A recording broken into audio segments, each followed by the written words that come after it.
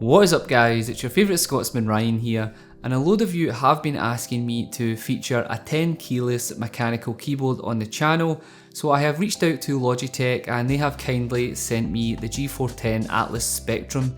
So obviously this isn't the cheapest mechanical keyboard which is 10 keyless on the market, as it is £106 here in the UK and around $130 in the US, so it's definitely expensive. So as you would expect, it does feature RGB lighting and Logitech's RGB switch. Love it or hate it, but anyway, let's dive in and take a closer look.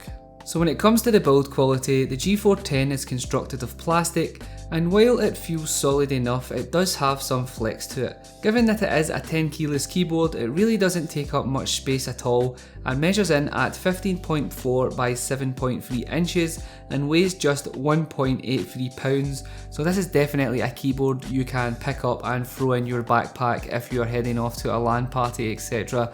So it is definitely portable if that is something that you are looking for. So the G410's asymmetrical design is certainly more striking than other keyboards in this field, but the gamer focused wrist rest may not be for everyone. Sure, it's fine when you're gaming, but if you want to write an email or script, it can become a tad annoying, and I really wish that they had just included a standard wrist rest that went right along the whole keyboard. If you're just going to use this keyboard for gaming, you definitely won't have an issue, but if you do a lot of typing like myself when you're writing scripts, etc., then it definitely can become pretty annoying. So with the G410, thankfully Logitech has reverted back to a more standard keycap than they used on the G910 that I honestly thought made it horrible to type on. The angled keys were definitely better and more responsive for gaming, but when it came to typing, the keys on the G910 were absolutely terrible if you ask me. That's just my opinion. Other people may have had a more pleasant experience, but I definitely didn't like them, and I'm super thankful that they have reverted back to a more standard key this time round.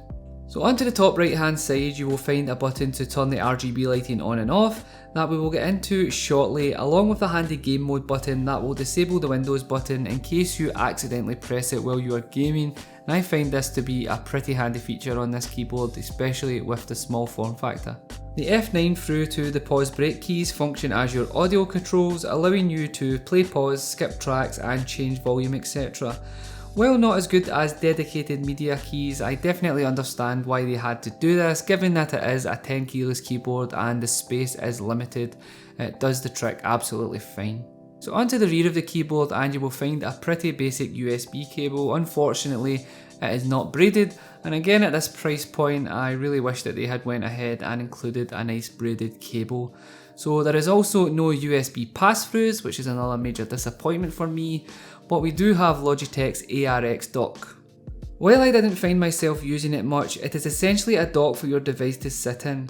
You can then utilise the ARX Control application to view PC stats like your CPU, GPU and RAM temperatures and usage, as well as use the app's built-in media controls. So while this is a nice inclusion, I really didn't find myself utilising this much and only used it while I was testing the keyboard out.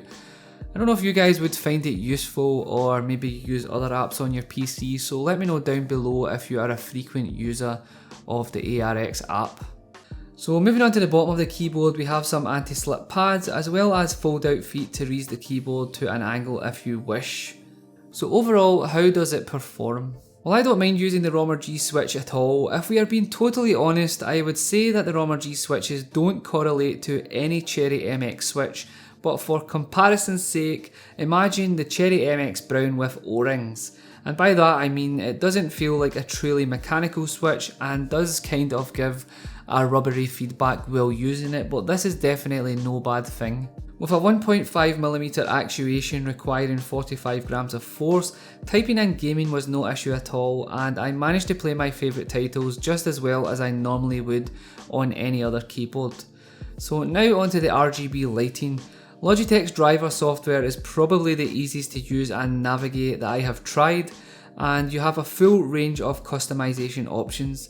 First of all, we have the freestyle mode that allows you to assign any colour to any key you wish, and unlike other software, all the changes take place immediately, which is a very nice feature.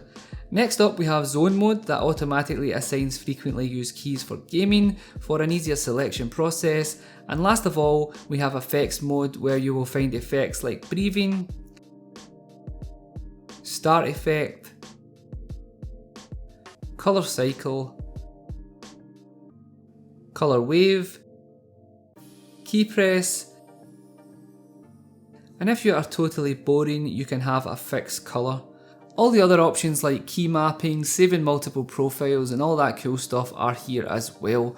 I didn't really go in depth on the software as it has been covered to death with other keyboard reviews, but it is definitely a nice software to use. Okay, so let's just take a minute to summarise. The Logitech G410 Atlas Spectrum is definitely a nice keyboard to use. I have been using it now for around 3 weeks for all my typing and gaming needs. And other than the poor wrist rest, my only other complaint is the price point. At £103 in the UK and $130 in the US, as I mentioned at the start of the review, this definitely isn't the cheapest tenkeyless keyboard available. But should you buy it? Well, honestly, when it comes to peripherals, I feel that these are a very personal thing. It's whether you like using it, and what I like to use on a daily basis won't be what you like to use, so I suggest maybe going out and trying it if you can. So as always guys, if you have any questions about the G410 Atlas Spectrum, let me know down below and you know that I will definitely get back to you. If you liked the video, don't forget to leave a thumbs up as it really helps the channel more than you know.